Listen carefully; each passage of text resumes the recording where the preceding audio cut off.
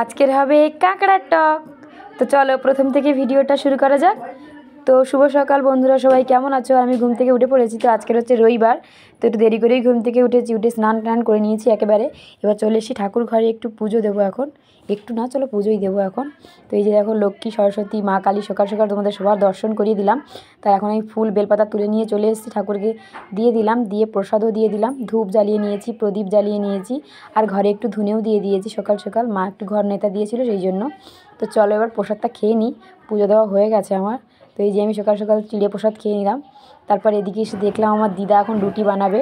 রুটি বানানোর জন্য রুটি মাখা হয়ে গেছে, আর আমি এগুলো চালগুলো মাকে ধুয়ে দিচ্ছিলাম। তো একেবারে রান্নাটাও বসিয়ে দেবে, অনেকটা বেলা হয়ে গেছে। তো আমরা সকাল সকাল সবাই রুটি খাবো। তো চলো দেখি রুটির সঙ্গে আর কী খাওয়া যায়। তো এই যে আমি এখন চালটা ভালো করে ধুয়ে নিচ্ছি। চাল ধোয়ার পরে একদম লঙ্কা গাছ ছিল একটা নিচে, ওটাও একটু জল দিয়ে দিলাম। তো তারপর আমার মার হাতে খুব ব্যথা, তো মার শাড়িগুলো একটু দিয়ে দিলাম। তাই এই যে আমি ছাদে শাড়ি মেলাতে এসেছি। তো আমার সাথে আমার ভাই মোটেই আসতে চাইছিল না, জোর করে ওকে নিয়ে এসেছি। তো আমার ক্যামেরা ধরার একটা হচ্ছে রহস্য, মানে আমার ভাই আমার ক্যামেরা ধরে দিতেই চায় না, কোনোদিনও ধরে দিতে চায় না। তো একটা জোর করে ভাইকে ধরিয়েছি। তো বাইরে আমার বাচ্চারা এখন টিউশন পড়ছে, তো ওই জন্য একটু প্রবলেম হচ্ছে, ভয়েস আসছে, তোমরা একটু ম্যানেজ করে নিও। আমি সাথে জামা কাপড়গুলো মেলে নিচে এসে দেখলাম মা এদিকে রুটি করছিল, আমি এদিকে এসে বেগুনটা কেটে বেগুন একটু নুন হলুদ মাখিয়ে দিয়েছি।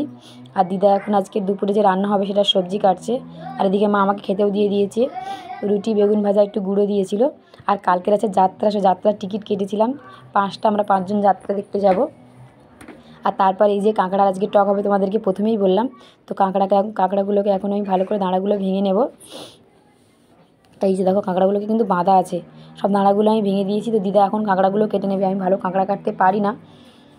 তো দিদা এখন পরিষ্কার করে ধুয়ে কাঁকড়াগুলো কাটবে। তো চলো আমি কাঁকড়া কাটার পর তোমাদেরকে দেখাচ্ছি। এই যে দেখো, দিদা আবার কাঁকড়াগুলো কেটে নিয়েছে, কত সুন্দরভাবে কাঁকড়াগুলো কেটেছে। আর এদিকে হবে আজকের ফুলকপি আলু মাছ তরকারি।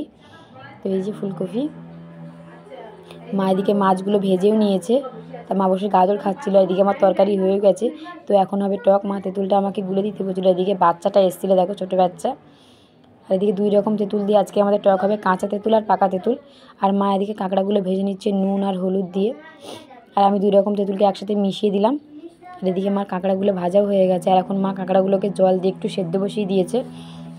আর এদিকে ভাই বসেছিল আমার সাথে, ভাইয়ের আমি দুজনে বসেছিলাম একসাথে। তারপর মা বললো জলটা ঢেলে দে কাঁকড়ায়, তেঁতুলের জলটা। তো তেঁতুলগুলো জলটা ঢেলে দিলাম। এইদিকে কাঁকড়ার টক কিন্তু একদম রেডি।